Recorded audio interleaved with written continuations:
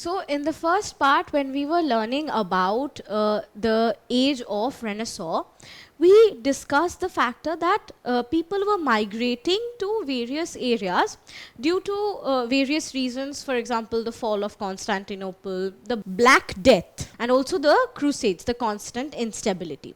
And we also discussed the fact that these people were settling down in Italy.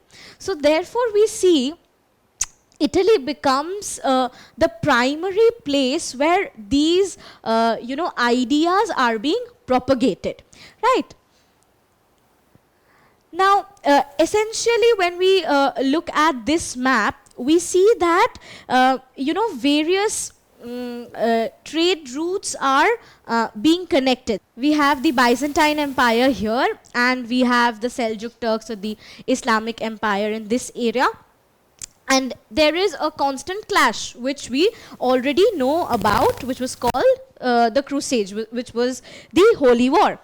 So after the fall of Roman Empire around 4th century, we know that the western part of the Roman Empire, they could not gain an access to the Asian lands for trade, whereas the eastern part, which included the Byzantine Empire, had an easy access, but slowly that also closed down. But after the Crusades, we see that there is a re-establishment of the trade routes. The connections open up between the Romans and the Islamic Empire. We see at this point of time, trade gave rise to various financial institutions such as banks. Italy becomes a very important area that saw the growth of these Renaissance ideas. But why so? Because Italy was a place that was, being revitalized during the Crusades. There were, clashes in front of Italy because this was an area which was being visited by soldiers from both the sides, right? So essentially, that gave rise to. So we see a revival of trade, which creates, essential classes of merchants and bankers. So thus we see economy improving in these areas. So thus we see that the Renaissance ideas are being established in Italy by various families, and they are promoting it, patronizing it. We can view that by the story of Italy in 1469, when a nobleman called Lorenzo de' Medici, who belonged from the wealthy family of Medicis, took over his family business of trading and banking. So essentially they were traders and they were merchants. Now, because of the growth of economy due to the open trade routes, their wealth also kept increasing at this point of time.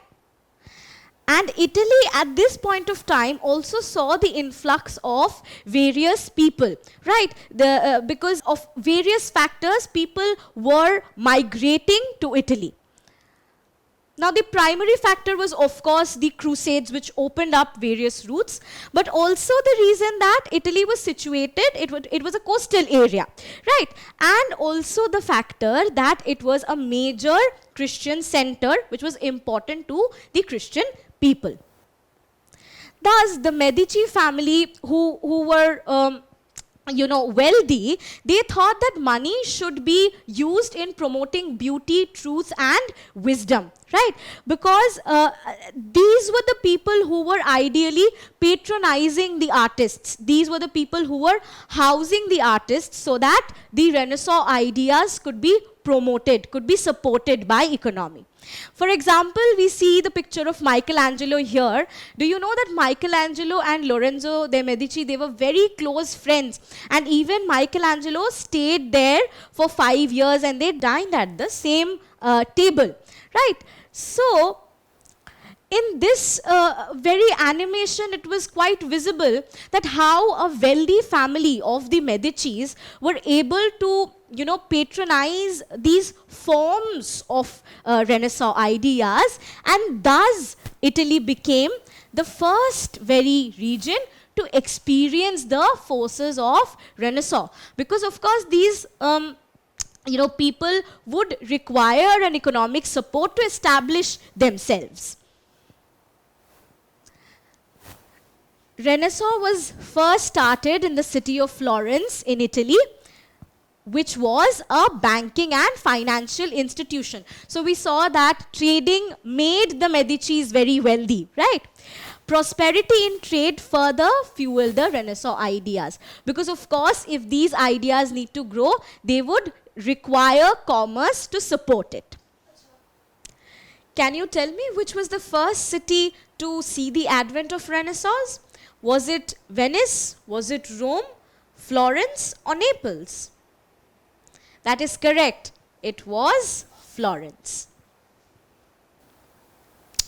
Thus, we can see that this entire environment, from opening to of the trade routes to the Medicis, to the migration of people, made the environment of Italy conducive to progressive ideas. Now, this environment of Italy was economically and culturally conducive to progressive ideas, because we see the growth of both of these factors.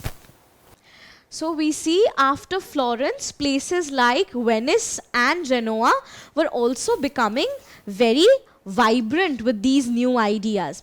And why so? Because these new merchants and bankers were actively participating in governing the cities, right? Because they wanted to bring back the old, golden ages and the prosperity and peace and stability that governance and life had at that point of time. Now, this automatically, therefore, gave rise to the urban culture that was developing in these towns.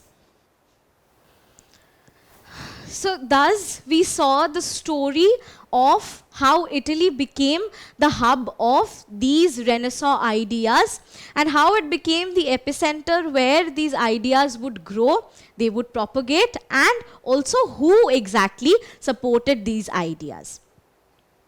Don't forget to subscribe to our channel and hit the bell icon. You can also register for free at DeltaStep.com or download the DeltaStep app to get access to all our 5,000 plus amazing videos as per your school syllabus. Master each topic with our adaptive practice technology.